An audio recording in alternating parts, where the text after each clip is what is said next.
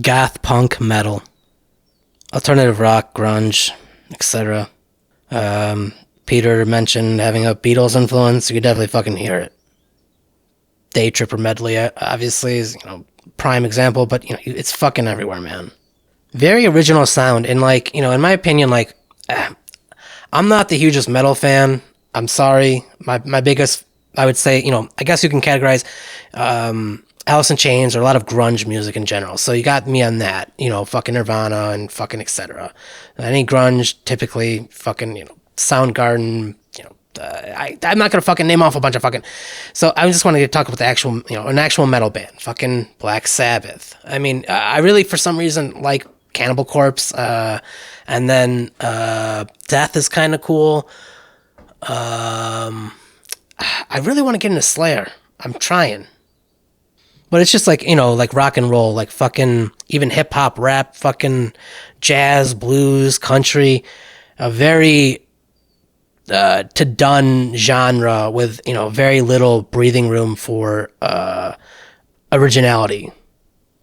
Gotta come up with fucking something new. I'm sorry. But these guys, they fucking at least did something like that. Like, it was like fucking if The Cure was metal. And punk sometimes. Though, I mean, I don't know, I'd say more maybe hardcore punk than maybe first Clash album per se, sort of. Or maybe once again hardcore. Like, obviously, Black Flag, any of those fucking bands, like Minor Threat. Though I'm sure, fucking, they'd have their fucking, their preferences and their opinion on who they deemed would be worthy or whatever. Fucking, I don't know, whatever. Sometimes if because they do have different voices, but it's kind of like if Bad Brains were spookier. But once again, they were predominantly metal, predominantly gothic metal, like gothic doom metal.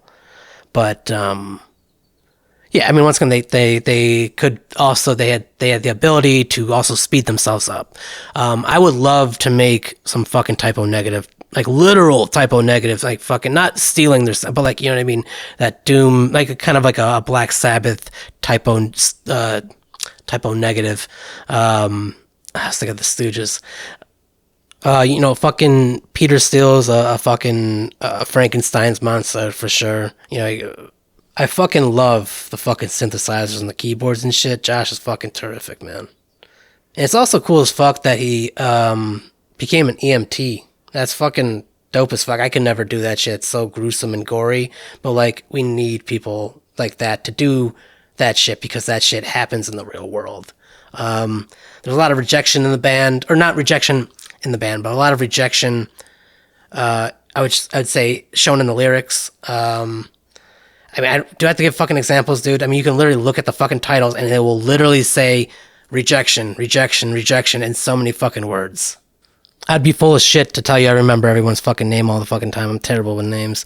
So, you got Kenny Hickey, Josh Silver, Johnny Kelly. I believe those were the last, besides Peter Steele.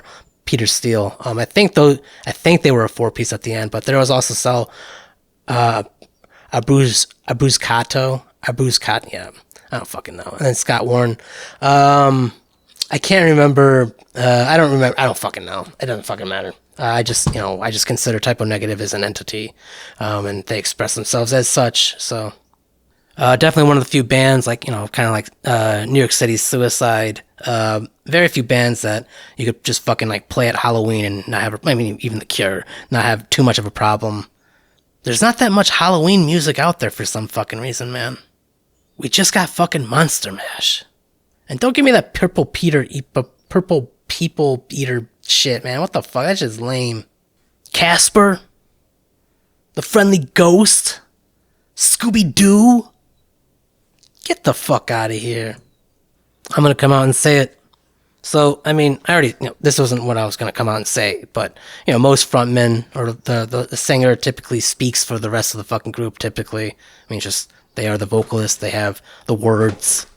So, but you could definitely feel someone begging for not necessarily intimacy. I think maybe they're just, it's cool to sing about it. Fucking A. It's cool to sing about. I think about, I was just talking about fucking Nine Inch Nails, fucking Closer. This is a band that fucking talked about, and then I think about like Minus the Bear or whatever, but like this band definitely fucking talked about some dirty ass shit, and they did a fucking good ass job of it. You know, it wasn't fucking cringe or awkward, though I'm sure some people, I mean, maybe maybe you don't play this around fucking grandma or something. I don't fucking know. I don't know, but maybe she'll put up, she'll fucking put up the eat pussy, fingers, you know what I mean? But I mean, I think it was just like actual like fucking like love, like appreciation, care, gratitude for an individual's life, and then being rejected from that and just like fucking kind of being pretty resentful, but at the same time being cold, isolating oneself into like solitude and just kind of like accepting things for what they are. I mean, maybe this is just me, man. Maybe it's just me. I fucking wish I was as tall as Peter was, as well as fucking had his voice. Man, that goddamn voice is fucking beautiful. And once again, it's like, it is definitely a voice where it's like, you might not like it, it's just so different, but it's like, originality is a beautiful fucking thing, people. And like, it's just nice that people just fucking like, well, that's, my voice is not exactly contemporary, but it's sounds good to me, man. Isn't that fucking good enough? And it'd be fucking hilarious if Josh did not become an EMT. I think that's what I heard. I don't fucking, I've watched the fucking documentary a couple times, a fucking couple interviews and shit like that. So, but it was a long time ago.